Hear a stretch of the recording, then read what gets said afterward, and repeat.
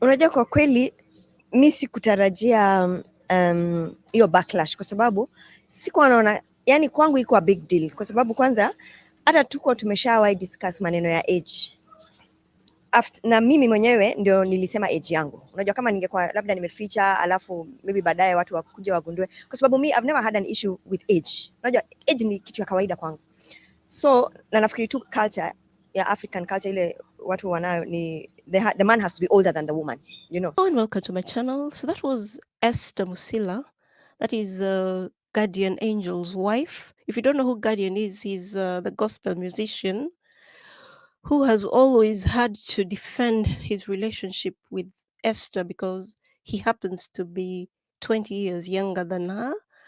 So that interview was conducted in Tanzania, I think like last week, when Guardian went to do a collabo with a musician from there.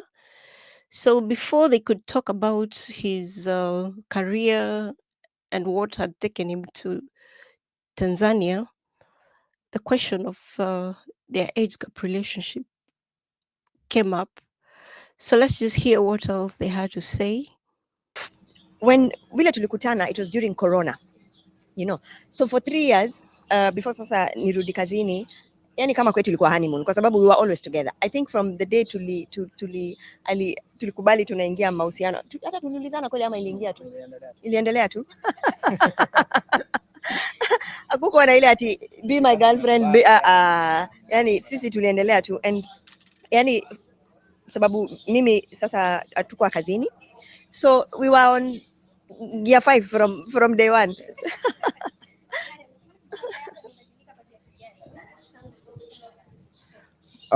Naweza kusema kwamba kuna mabadiliko makubwa, yani tuseme maisha yangu ili turn around kabisa 360 kwa sababu wakati nilimpata hata kwa akili yangu, unajua kuna zile dreams ambazo nilikuwa nazo ambazo ni dreams from a very personal level, unajua. So wakati nilimpata ilinisaidia akili yangu kufunguka, unajua, na kuona kwamba there's more to life than just kukua msanii, kukua superstar. Kuna mambo mengi sana katika maisha ambayo mtu anapaswa kuachieve besides kukua kwamba unajulikana na watu na unaimba nyimbo na vitu kama hiyo. Kwa hiyo naweza kusema life yangu ilichukua 360 turn. Maisha yangu ilibadilika vile nafikiria, ilibadilika vile naandika muziki wangu na ile muziki vile naitoa, vile nachukulia muziki wangu.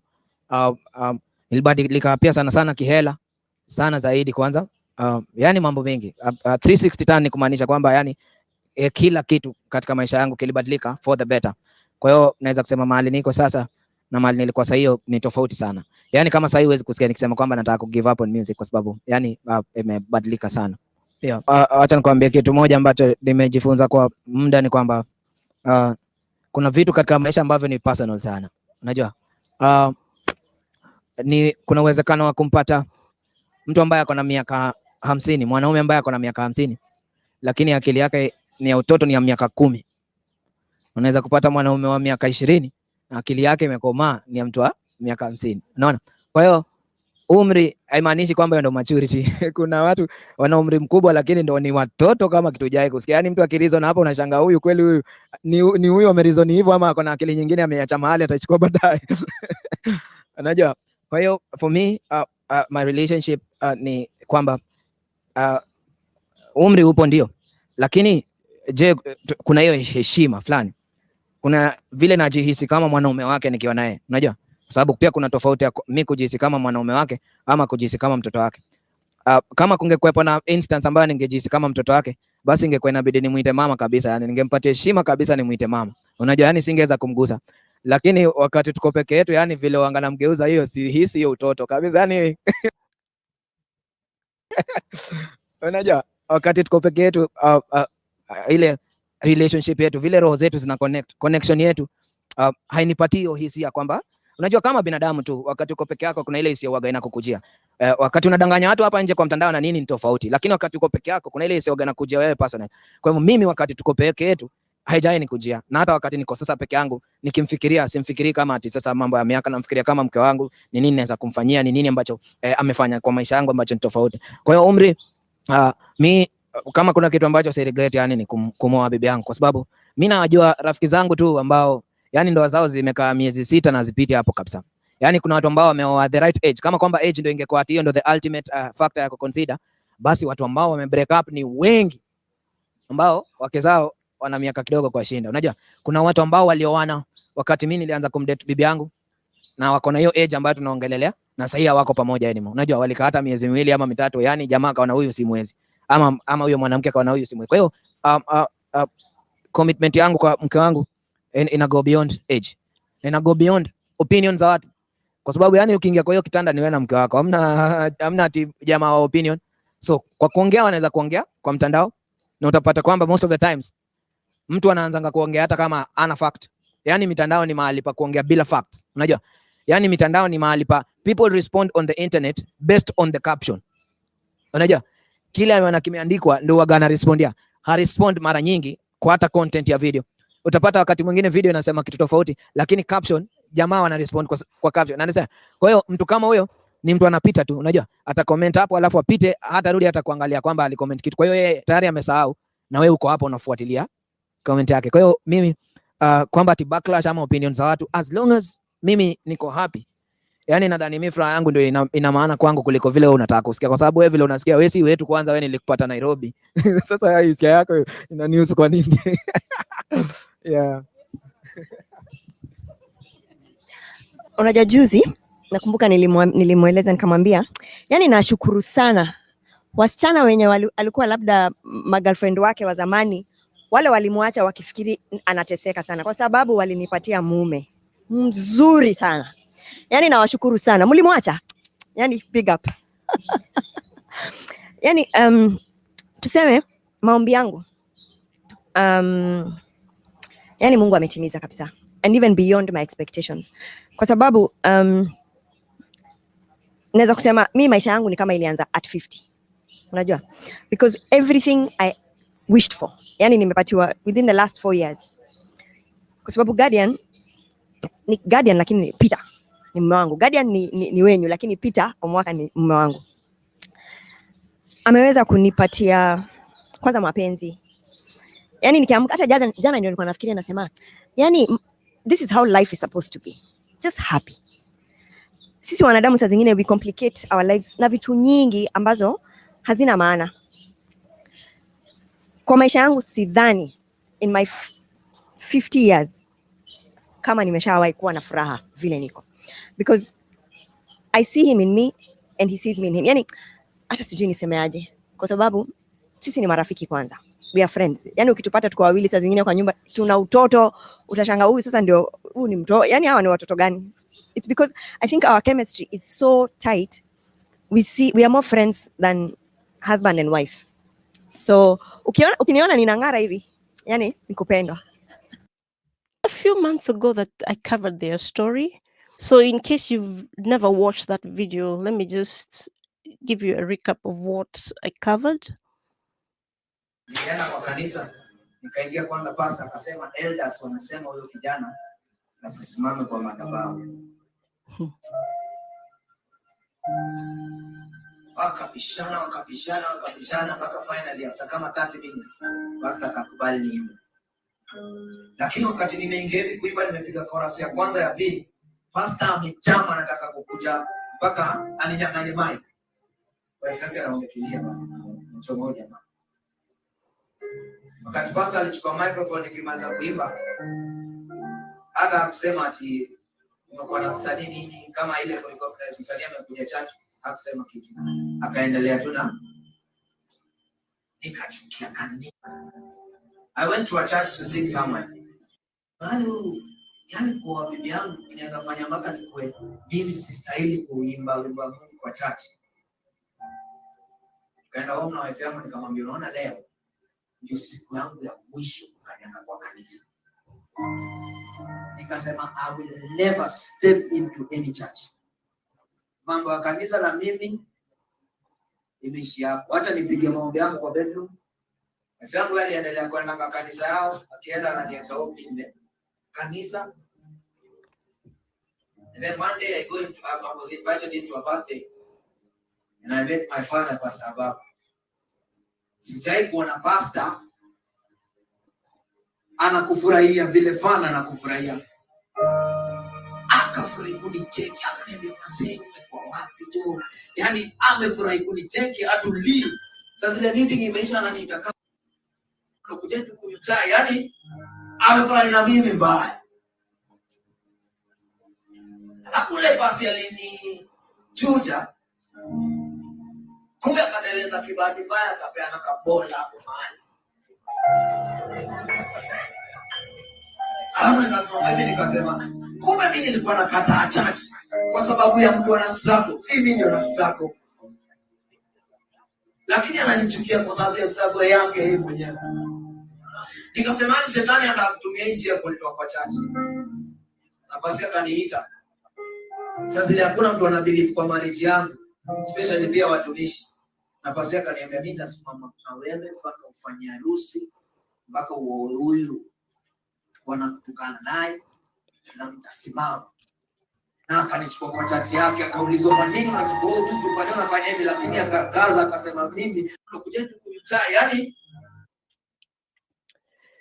so for those who don't understand Swahili, he was talking about how he once attended a church function and he was supposed to perform, but because some pastor had an issue with his relationship, he didn't want him to perform, but eventually he begrudgingly allowed him to perform. And after that incident, he decided he was never ever going to step his foot in a church. But then he met a pastor, I think he said Pastor Ababu, who was so pleased with him, was supportive of his relationship with Esther, and was actually willing to see them through their wedding. And that's how he reignited his relationship with God. So if we check the people's comments under that interview they did in Tanzania last week, we can see there's still a lot of people who have an issue with their relationship. Making fun, he or she is saying, oh, it must be a he. Mimi nikiapproach wa mama wanasema niache tabia mbaya. So that one is poking fun at their relationship. Then this lady says, age matters, you'll come to know. That's a pessimist. Another one is saying, selfish man, talking zero commitment. As a Luya community, every man will be considered with how many kids he sires. So this one is a pessimist. I'm sure he's implying that Esther cannot bear children for guardian because of her age. But he doesn't know whether he has kids by other women. So I don't know why he makes that conclusion. Another one said, lakini huyu boy anajua kila siku ni safe days, hana uoga.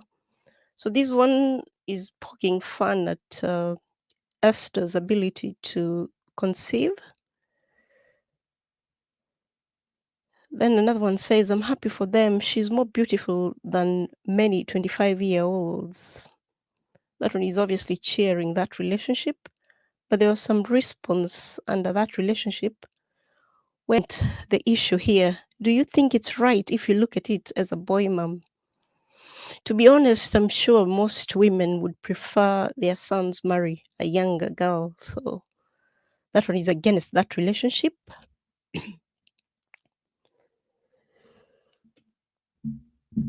He says, never use the term dating as a Christian because it's a secular value of living, but instead say betrothed to someone. That one is being a holier than thou Christian. Then another one says, mume ameoa mtu kutoka first generation of computer. So obviously that's a pessimist. Another one, optimist, says, age is just a number. Love is all that matters. And says, this woman is the head of the family. I pity huyu kijana mdogo. It's a pessimist. That just shows you how the society is. They still believe a guy should be more mature than the woman. Like I said on the video I covered about their relationship a few months ago, So long as the two people have an understanding and no one is taking advantage of the other because of the age gap, it could work. Though there are some pros and cons for a relationship that has a very wide age gap. So let's just do a recap of what I said on that video. You can say from what I've said, it seems like their relationship is a genuine relationship. So people, I think, need to back off a bit and let them be. Though there could be some disadvantages in the age gap relationship. There are also some pros. Like it's obvious Esther is more mature, hence more stable because of her life experiences, which have a grounding effect. And she's obviously wise, so she'll be able to offer guidance in various aspects of their life. Then that age difference means that they have diverse perspectives because of coming from different generations, which enriches their relationship because they'll exchange different ideas and experiences, which helps to make the relationship more interesting than if it was between two people who are like age mates. Then because Esther is a mature woman, she's obviously more established career-wise and even in her personal life, which means it provides a good foundation for the relationship. And this also ensures that there's less pressure on guardian for financial or emotional support. Though guardian, like you've had said, he was stable financially before he met Esther. So the other thing is they have complementary strengths and weaknesses, obviously because of that age gap. So where one lacks, another one might excel, which creates a balanced and supportive partnership. The other thing is because the guardian is a younger guy, his young age brings in energy and enthusiasm in Esther's life, which would cause her to be more adventurous and consider doing things that she wouldn't otherwise do. But there's some disadvantages that come with that dynamic of theirs. The very first one is the societal judgment. You can see from the comments people put under whatever they post in that constant judgment would obviously end up causing a lot of stress and strain on their relationship. But the only good thing is it seems like both of them are God fearing. So I'm sure due to that, they're able to weather the storm. And because they're in different stages of their lives, it might lead to them having different priorities and expectations because guardian might want children, which would be a complex thing for Esther given her age because she's obviously past her childbearing stage. Though, like Guardian has explained, it seems like that's a non-issue. And I've also said that maybe he has children who we just don't know about by other women. But then there's also the health concerns because Esther is older, hence she's more susceptible to have illnesses that relate to being older. Though that's not a big issue anyway if you maintaining yourself well and getting constant checkups and obviously relying on God.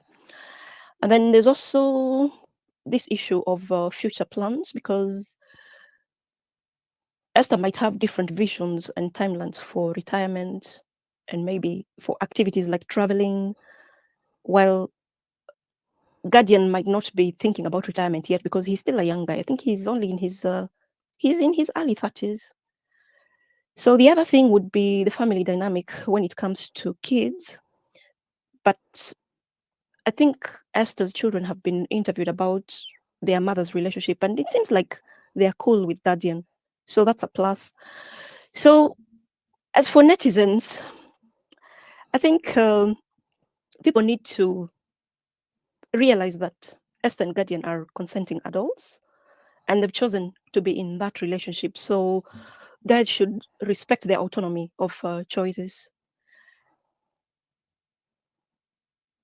And the other thing they should also bear in mind is the primary concern should be happiness and the well-being of Guardian and Esther. So if they are happy and the relationship is based on mutual respect, we shouldn't interject our ideas. Then the other thing we need to do is respect their privacy. I think this thing of reporters thinking they can ask them questions about their personal lives when it comes to their plans to have kids and their finances should be a no-no. And then we should celebrate diversity. Yeah, because relationships come in different forms. And just because there is a wide age gap between the man and the woman or the woman and the man, it doesn't mean the relationship is not genuine. So I don't know what you... So guys, let me know what your thoughts are in the comment section below. Do you agree with what I had to say, or do you totally oppose this relationship? Just let me know in the comment section below. Like and share this video. If you're not subscribed to my channel, please consider doing so to help my channel grow. Thanks for stopping by, and I'll see you on the next one. Bye for now.